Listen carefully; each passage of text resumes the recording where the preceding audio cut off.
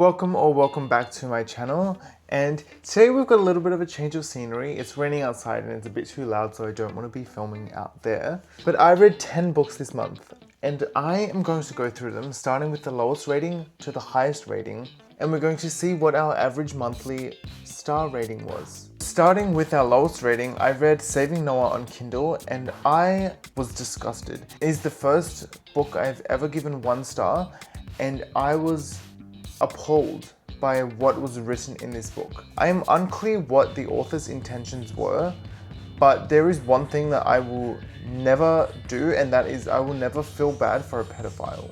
I was about to DNF this book, but I kept on pushing through just because this book is categorized as a thriller. I love a thriller book and I love a good plot twist, so I was expecting Noah to be innocent. He's not.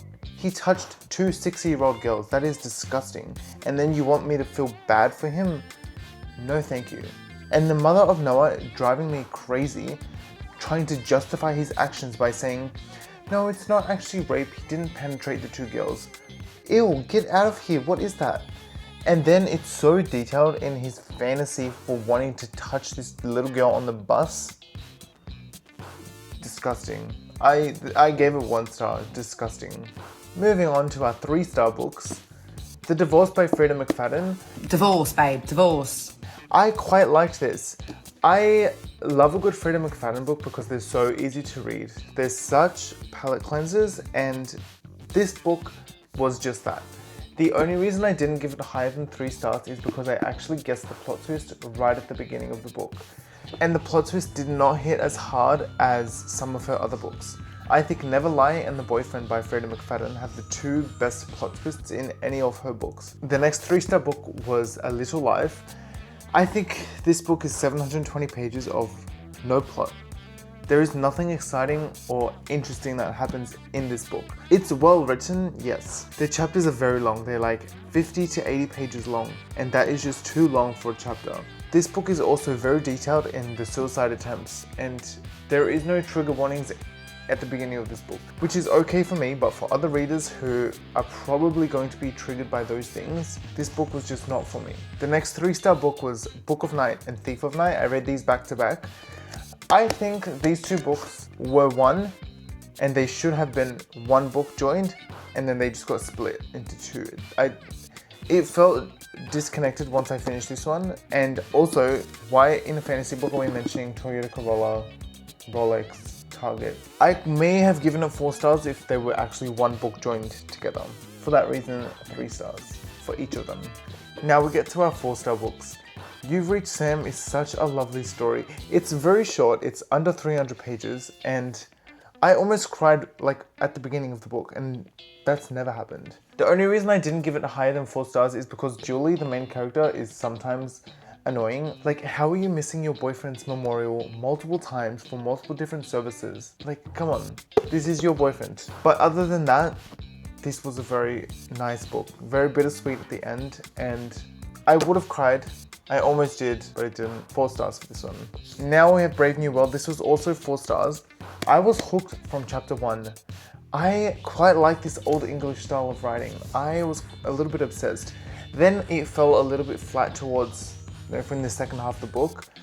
And I think I was comparing this too much to the TV show that had come out a couple of years ago. Still a very good book, and it really tells how far we've come as a society. This book was written in the 1930s, so almost 100 years ago. And back then he's talking about IVF to create a baby.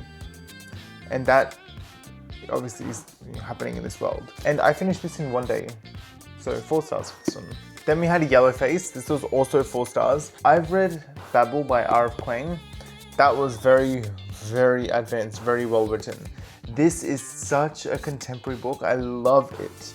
I read this straight after A Little Life, and I think that was also the reason why I loved this, just because I didn't like A Little Life so much. This book has a bit of thriller and a bit of mystery, and you know me, I love a good thriller. This was such an easy read. I also read this in 1 day. I could not stop turning the pages. It was so good. And I know this book is becoming a TV show or a movie, and I'm pretty excited to see that. So that's that. Last 4-star read is If We Were Villains. This book is very well written. It's written in 5 different acts. because it's about like a theatre production school. Now, I was about to DNF this book in Act 2. When I got to the end of Act 2, something snapped in me to just keep going. Because at the end of Act 2, there's a death, there's a murder, or something happens. I can't spoil too much. And then it got me going. I was actually recommended this book by someone I went to uni with. I am so glad she recommended me this book. This is quite a good story. Now for the 5-star reader this month, Project Hail Mary. I cannot stop talking about this book. I love that it's science fiction, it's hard science fiction, but it's also easy to read. You don't have to learn and don't have to automatically know about all these scientific facts. You're learning things with the character. Whatever the character wants you to know, you will know.